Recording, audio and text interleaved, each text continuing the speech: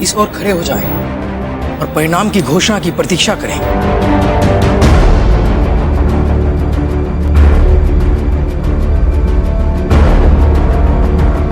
आप सभी परीक्षार्थी यहाँ सामने आके खड़े हो जाएं।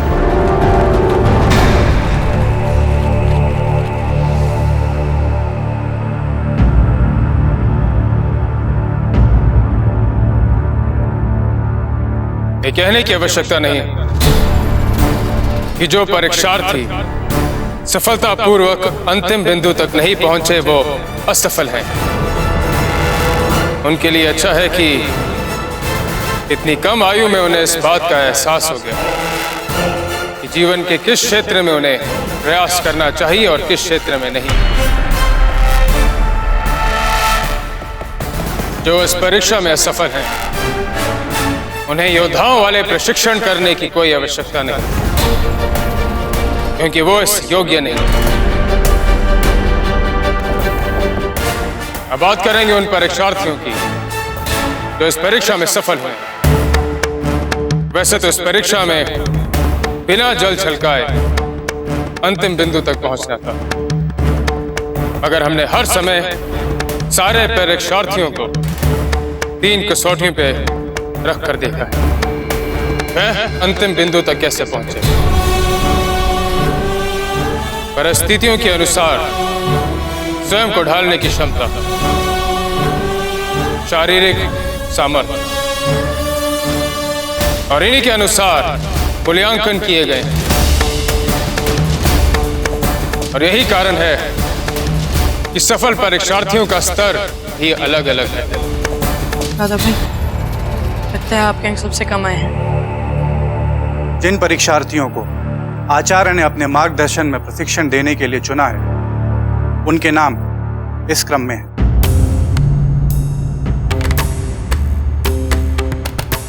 और पहला नाम है दूढ़ा। ये बूंदी से बूढ़ा परिवार के बूढ़ा सुरजन सिंह के पुत्र हैं।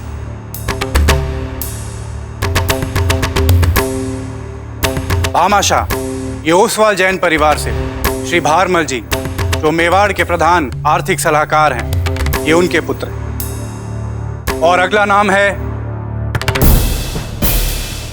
मान सिंह, राज राणा सुल्तान सिंह के पुत्र हैं। और अगला नाम है बेमिराज।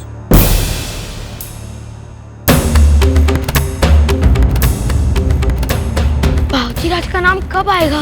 और अंतिम सफल परीक्षार्थी की घोषणा स्वयं आचार्य जी करेंगे, क्योंकि इसी परीक्षार्थी ने परीक्षा में सर्वाधिक अंक प्राप्त कर पहला स्थान अर्जित किया।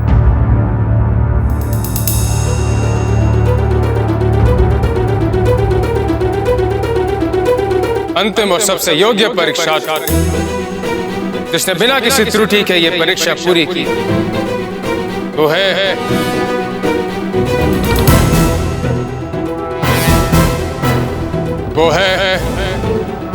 मेवाड़ के राणा उदय सिंह के पुत्र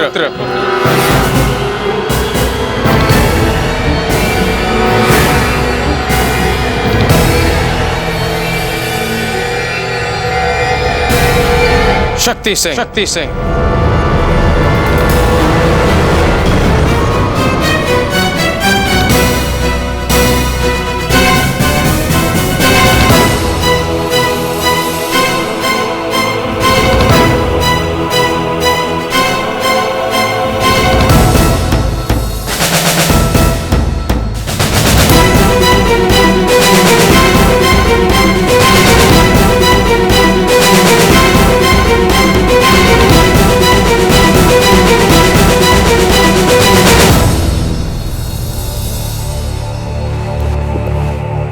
आचार्य जी,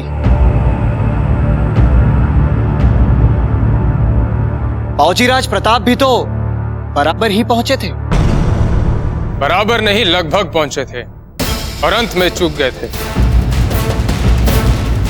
बराबर पहुंचने और लगभग पहुंचने के बीच में जो अंतर होता है, युद्ध भूमि में यही छोटा सा अंतर विजय और पराजय का अंतर होता है, जीवन और मृत्यु का अंतर होता है। यदि राणा जी को हमारे इस निर्णय से कोई आपत्ति है तो वह अपना पक्ष रख सकते हैं, किंतु इसका अर्थ ये ना निकाला जाए कि हम अपने निर्णय में कोई बदलाव करेंगे।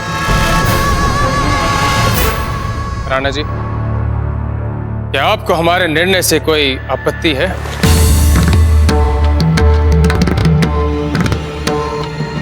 नहीं आचार्य जी,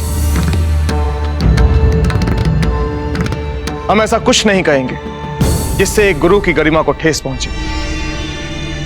आपका निर्णय सर आंखों पर। कुंवर प्रताप से जितना करने को कहा गया उन्होंने उतना नहीं किया, इसलिए इसका परिणाम तो इन्हें स्वीकार करना ही पड़ेगा।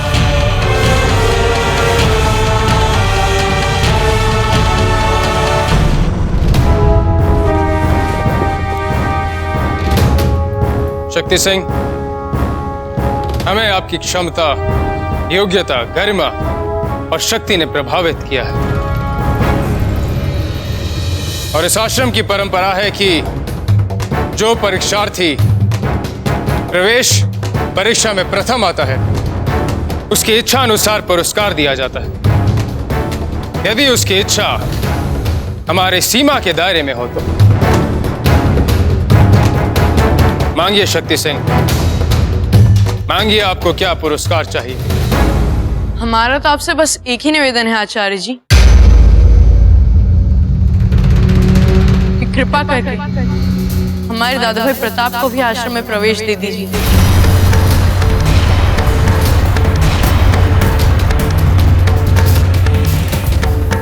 हमारे सामने इतना दुस्साहस, जिस बालक को हम असफल घोषित कर चुके हैं, आप चाहते हैं कि हम उस बालक को अपने आश्रम में प्रवेश करने की आज्ञा दें? यह हमारे निर्णय पे प्रश्न चिन्ह लगाना।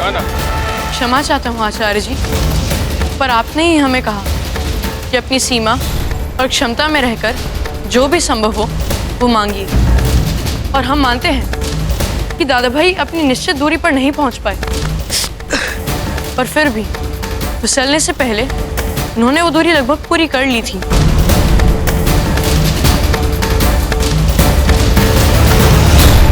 और हमारा मानना है कि आपके चरणों में रहकर जो भी वो नहीं जानते उसे वे जरूर सीख लेंगे। शक्ति सिंह, क्योंकि आप प्रवेश परीक्षा में प्रथम आए हैं, इसलिए इच्छा अनुसार पुरस्कार पर आपका अधिकार बनता है। आपके अधिकारों की और हमारे इस आश्रम की प्रथा की गरिमा रखते हुए हमने आपको जो वचन दिया है हम निभाएंगे। हम आपके भाई प्रताप को इस आश्रम में प्रवेश करने की आज्ञा देते हैं।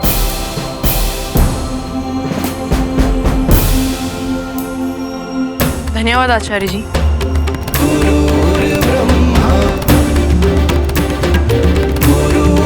धन्यवाद आचार्य जी, धन्यवाद।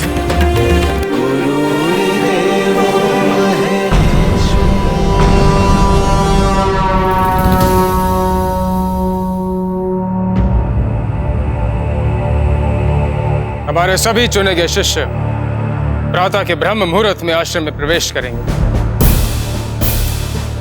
और भोर से ही कठिन और अथक प्रशिक्षण के पहले अभ्यास का आरंभ होगा।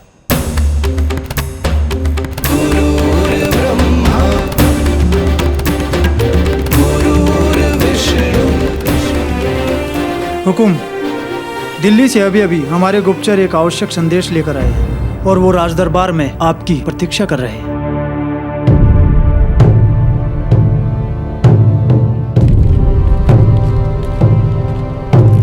दाजीराज,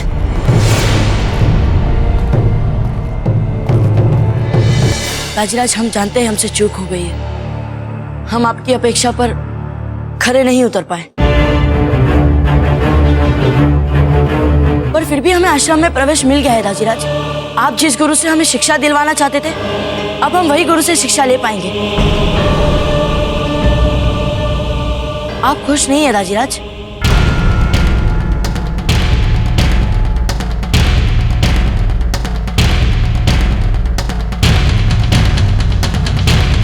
लीजिए कुंवर प्रताप, और ये अंगूठी भेंट के रूप में जाकर कुंवर शक्ति को दे दीजिए और उनसे कहिएगा कि हमें उन पर बहुत गर्व है। लीजिए।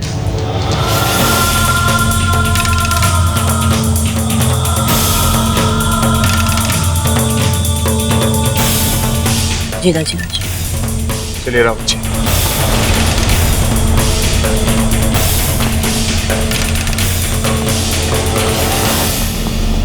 आपने ऐसा क्यों किया दादा भाई? जब प्रताप दादा भाई परीक्षा में असफल हो गए और आप प्रथम आ गए तो आपको अच्छा नहीं लगा? खुशी नहीं हुई आपको? अच्छा भी लगा और खुशी भी बहुत हुई, पर हमें ऐसा लगा दाजीराज उदार मन वाले को बहुत मानते हैं, तो हमने जीतने के साथ साथ उनका मन जीतने के लिए आज उनके प्रताप से भी बड़ा उदार बनकर दिखा दिया उन्होंने। और जरा सोचो विक्रम, कितना मजा आएगा जब आश्रम में हर दिन प्रताप को यह याद दिलाया जाएगा कि यदि हमने उन पर कृपा नहीं की होती तो वो अपनी पसंद के आचार्य जी से कभी शिक्षा नहीं ले पाते।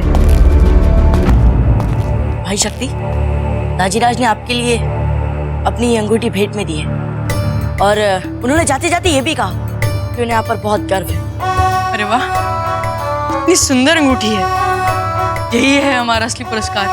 भाई शक्ति, आज आपने हमारे लिए जो किया उसने ये सिद्ध कर दिया कि चाहे जो हो जाए, रक्त सदा पानी से गाढ़ा होता है। आपका ये उपकार हम कभी नहीं भूलेंगे भाई शक्ति। अरे ठीक है ना, आखिरकार भाई तो हैं ही आप हमारे।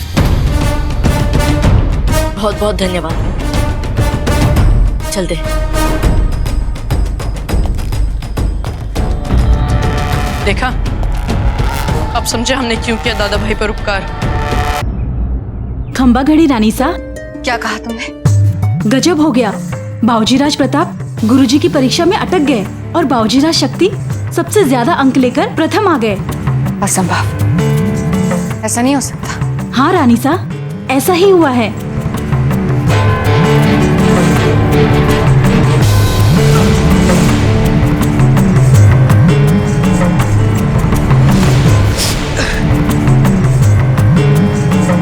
जाओ तुम। प्रणाम। चलिए रानी सा, आप उद्यान की खुली हवा में चल रही थी ना? नहीं कोकोया जी, अब हम यूं खुली हवा में जाकर अपना समय थोड़ी व्यर्थ करेंगे। अभी अभी तो लोहा गर्म हुआ है, चोट नहीं मारेंगे क्या उसमें? कुंवर शक्ति की सफलता हमारे लिए एकलिंग जी के आशीर्वाद से कोई कम बड़ी बात नहीं है। इससे एक बात तो सिद्ध है कि बेन सज्जा और कुंवर शक्ति को लेकर जो हमने योजनाएं सोची थी उसमें ईश्वर ने भी हमारा साथ दिया है, समर्थन किया है हमारा। अब हम एक भी क्षण गवाए बिना बेन सज्जा को जाके बताना चाहते हैं कि उनका असली महत्व क्या है। जीजा, हमने नहीं कहा था? भरोसा रखिए अपने बच्चों के सामर्थ्य पर। जीजा, हमें कहाँ पता था कि हमारे कुंवर शक्ति कुंवर प्रताप से भी अधिक लायक और सामर्थ्यवान निकल जाएंगे। सज्जा जीजा,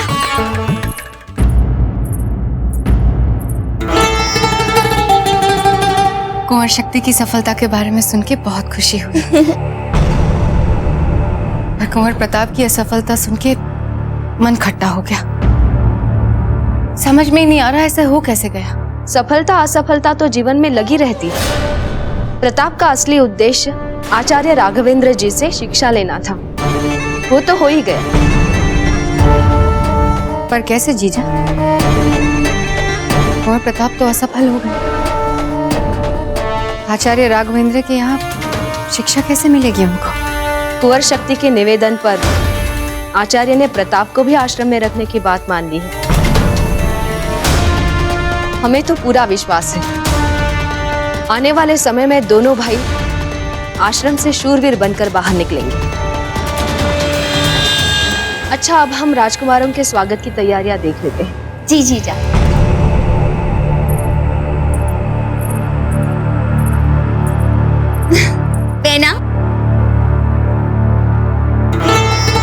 सज्जा जीजा, कुंवर शक्ति की सफलता के लिए बधाई का सबसे पहला अधिकार आपका है। अब आप ही जयवंता जीजा से कुछ कम नहीं, आप मानो या ना मानो, यही सच है। हाय बहना, हमें तो अभी तक विश्वास नहीं हो रहा है कि हमारे कुंवर शक्ति कुंवर प्रताप से आगे निकल जाएंगे कहीं भी।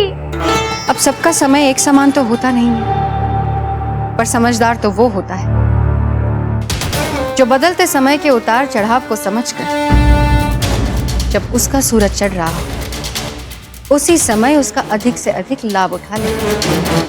समझ रही है ना आप? तो आप ही सोचिए ना सज्जन, क्या कुंवर शक्ति मेवाड़ के राजा नहीं बन सकते?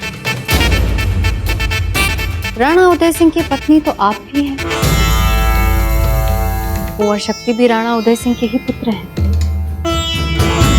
और फिर आप इतिहास उठा के देख लीजिए, आपको कई सारे उदाहरण मिलेंगे सज्जा जी, जहां बड़े राजकुमार के स्थान पर छोटे राजकुमार को योग्यता के आधार पर राजा बनाया गया है। हम आपके हक की बात कर रहे हैं, कुंवर शक्ति के हक की, उनके उज्जवल भविष्य की बात कर रहे हैं। हम तो कहते हैं कि सही समय देखकर राणा जी से बोल दीजिए। अब कुंवर शक्ति की योग्यता तो वो देख ही चुके हैं, अब आप एक बार उनसे बात कर लीजिए। इतना भर बोलना है आपको कि भावी राजा की घोषणा करने से पहले कुंवर शक्ति को भी समान अवसर मिलना चाहिए। आप ये कहना चाहती हैं कि हमें राणा जी के आगे मुंह खोलना चाहिए? आपने अभी तक हमें जो कुछ भी कहा हमें उन्हें जाके बोल देना चाहिए। राजमाता बनना है, मेवाड़ की महारानी का पद पाना है, कुंवर शक्ति को मेवाड़ नरेश बनाना है। तो फिर सज्जा जीजा, इतना तो बोलना पड़ेगा ना राणा जी को। हाँ हाँ।